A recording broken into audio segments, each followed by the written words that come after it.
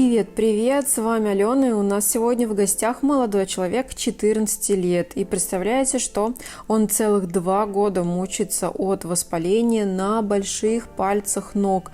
И это просто вообще уму непостижимо, как он с этим ходит. То есть первый вопрос, который родился в моей голове, как он ходит в школу и каким образом ему удается посещать занятия физкультурой. Вы только вспомните вообще, каково это ходить на физру, то есть ты там прыгаешь, бегаешь, естественно, ноги в обуви, и вот с этим всем ходить я даже боюсь себе представить.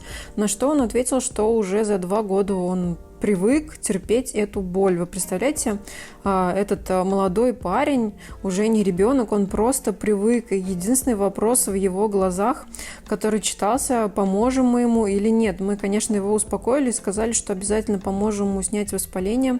Посмотрите, насколько огромный распухший пальчик у него сейчас. То есть он прям действительно большого размера, валики боковые вспухли.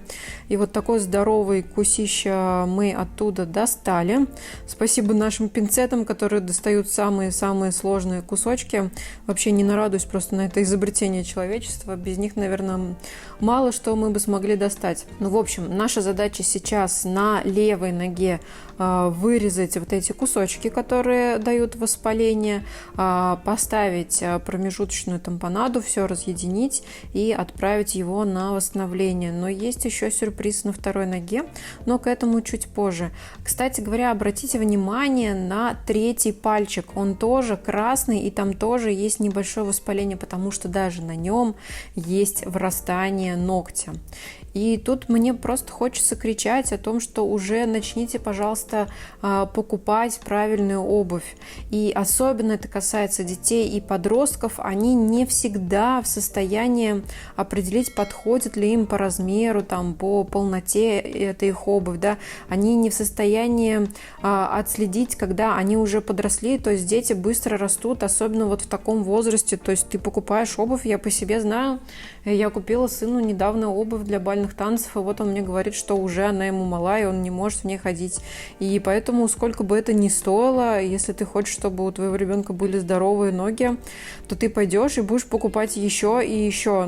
Одеваться некуда, понимаете? Они быстро растут, ладно, мой знает, он просто видео мои смотрит, он в курсе, что, чем это может обернуться. Остальные могут этого не знать, не придавать этому значения и просто, как этот парень, привыкнуть. Вы только вслушайтесь в эти слова. Ребенок привык, и он настолько замучен этим 2 года, у него с собой постоянно перекись, он вечно то марганцовкой обливает свои пальцы, то этой перекисью, то есть человек с этим живет, ему это зачем?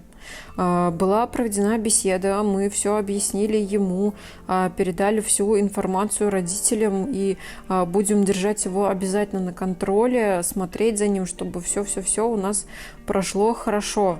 На самом деле с помощью правильных инструментов достаточно, я бы не сказала легко, но вполне реально достать все, что мешает, и спасти даже в такой нелегкой ситуации. То есть сколько уже было случаев, когда люди приходили с воспалением, которое идет год-два, и действительно буквально за несколько дней, от 3 до 7 дней это воспаление можно снять. У него, обратите внимание, тоже на валике сбоку уже пошла грануляция, то есть эта непонятная такая болячка, которая начинает вырастать. Это как раз-таки свидетельство сильного и длительного воспаления, и это ни в коем случае нельзя срезать. Это точно так же в итоге пройдет, как и все остальное. Кстати говоря, третий пальчик, посмотрите, там тоже есть врастание, тоже осталась такая, ямочка-бороздка. Все дело в том, что у парня уже переходный период начался, и ножки еще и потеют плюс ко всему, да, то есть плюс к неудобной обуви. В общем-то, тут не мудрено, и все очень даже логично. И вообще, я не устаю повторять, что в этом деле все настолько просто, что люди даже не отдают себе в этом отчет. Но это же элементарно. То есть, если вы пальцы держите в кучу, то будет такой результат. А его правая нога, которая плюс ко всему еще и в бородавках, мы их прижгли азотной кислотой.